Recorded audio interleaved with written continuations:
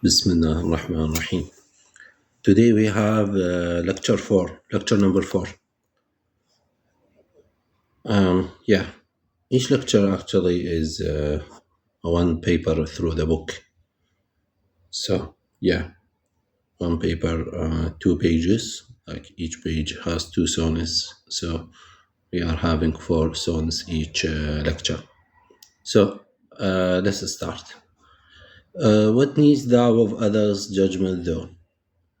This sonnet was an advice for my beloved, an invitation to behave in a certain way that I deemed it suitable or recommended, favorable, let's say. What needs thou of others' judgment though? So you have to neglect or take for granted the opinions of others. You have to care what you believe. You have to care about what you believe in and neglect the opinions of others, because others would be for the most time judgmental. They would hinder you back from what you believe in, from pursuing your own interests, etc. When thou hast the universe within thee converge. Um, yep. Yes. When thou hast the universe within thee converge. So she is the embodiment of the universe. For me, it's through my own perspective. Thou hast everything that it takes to be human, let's say, when thou hast the universe within thee converge. So the human being, here the human being is considered as an image of the universe, and she is, as my beloved, to be considered as a perfect image of the universe, because there is this belief for certain mystics, for certain philosophers as well. They believe that every human being is an image of the universe. Let's say the lesser universe is the human, and the larger human is the universe, etc. They are like a bipolar relationship between the two entities, let's say. The universe and the man, they are like the two sides of one coin. Careless of others. So do not care about what others say about you, what others believe in. Care about your own belief, what you believe in, what are you interested in, etc. But for thy greater self do. Yeah, so here it means take care of your own self, thy greater self, because maybe she has, because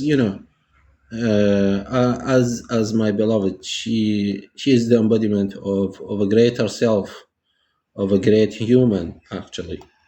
But for thy greater self do. So take care of yourself, because you are my beloved. Maybe it's in you.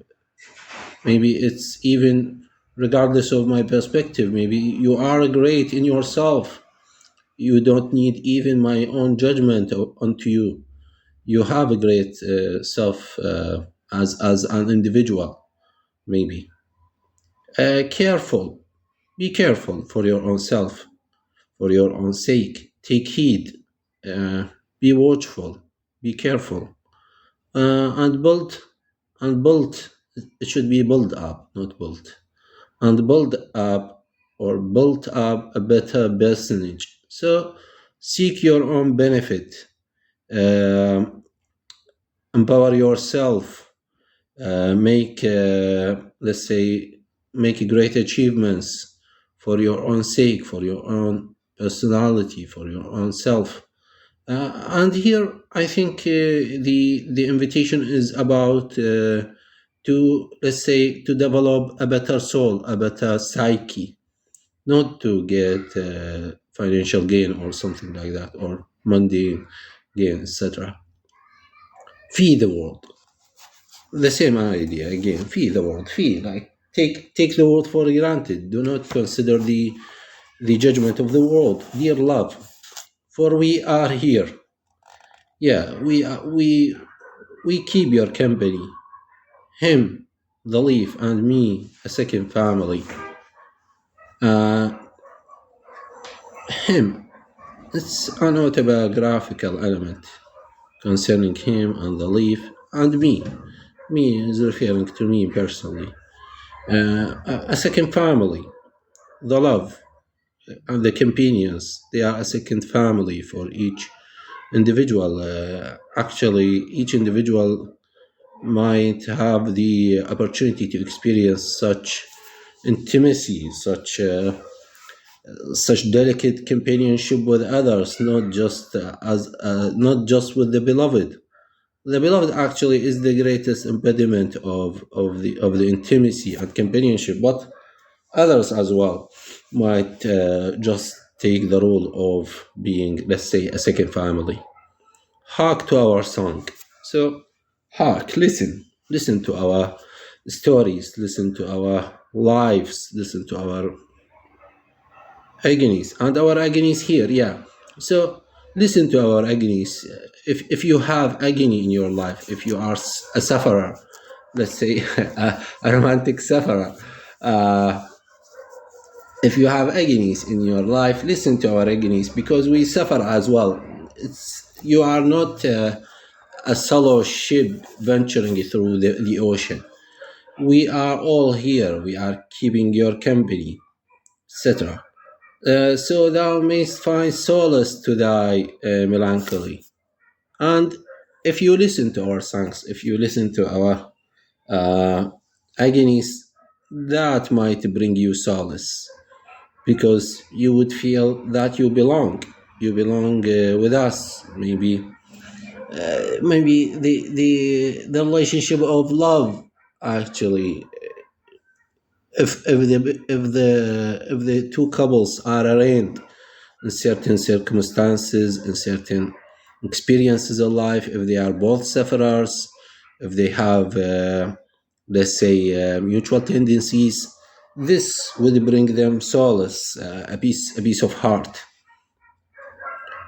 And our agony is here, so thou mayst find solace to thy melancholy, and better we may to a better world then grow. So if we achieve such intimacy, if we achieve such a second family, such refuge, safe haven, then the world would be much delightful.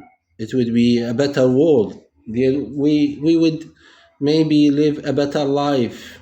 We would seek a better future, etc. Where peace and kindness lead us home.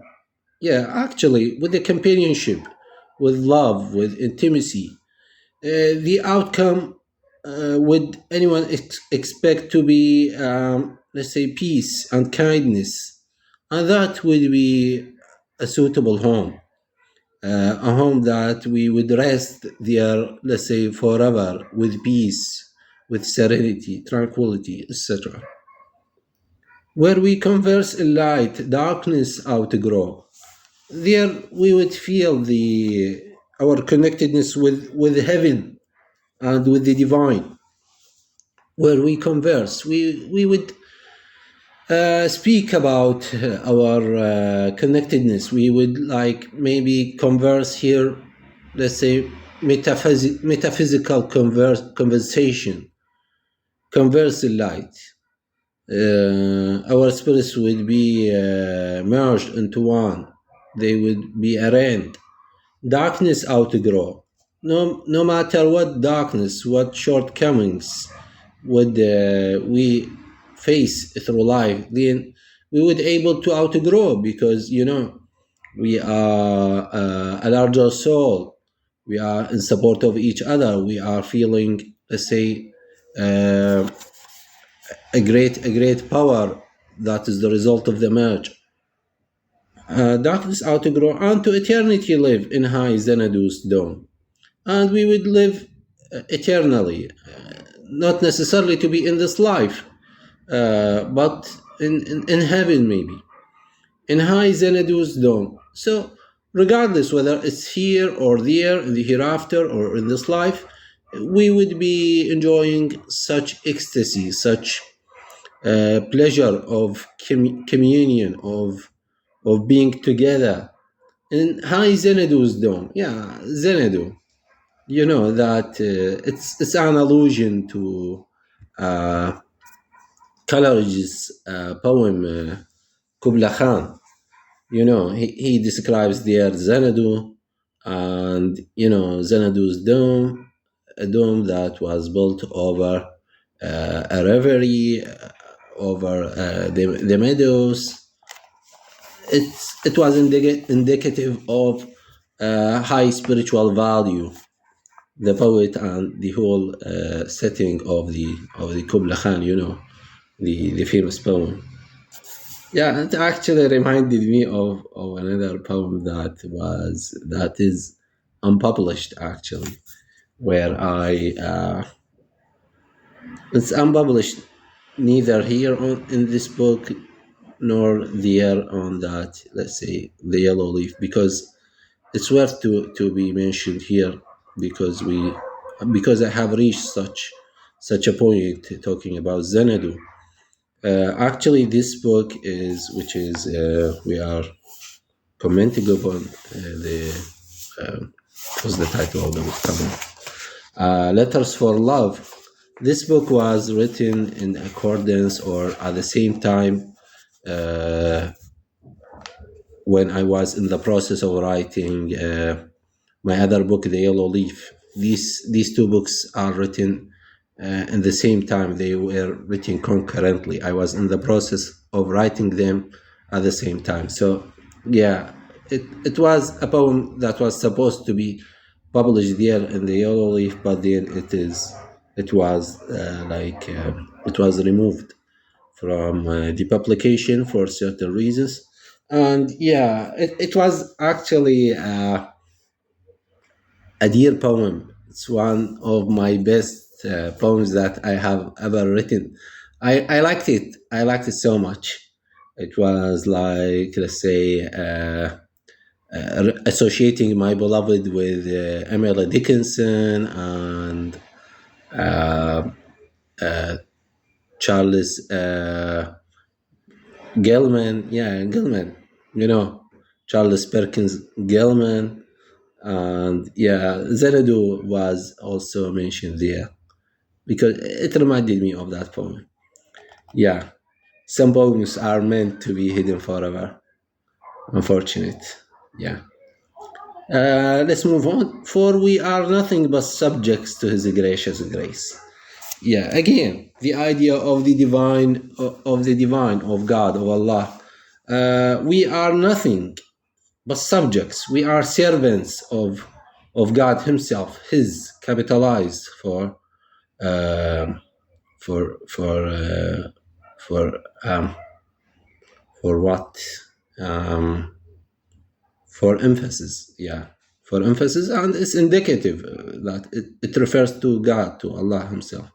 We are subjects. We are servants to His gracious grace, to the grace that He graced upon us, that He bestowed upon us, which is such relationship, such intimacy and love. He may from darkness restore. He may restore us from darkness. He may, let's say, revive us. Restore. Yeah, it's self-explanatory. And let us His light embrace. If we are fortunate enough, then God would guide us to His light. He would guide us to embrace His light, to accept His message, to accept the doctrine of His messengers, etc. Yeah, every romantic person actually should have that tendency to be like a good servant to God, to embrace the light of heaven, embrace the messengers of God, etc. Because it's the ultimate win for each individual. This is what I believe in. Religion is the ultimate truth, and God is the beginning, is the end. He is the ultimate truth.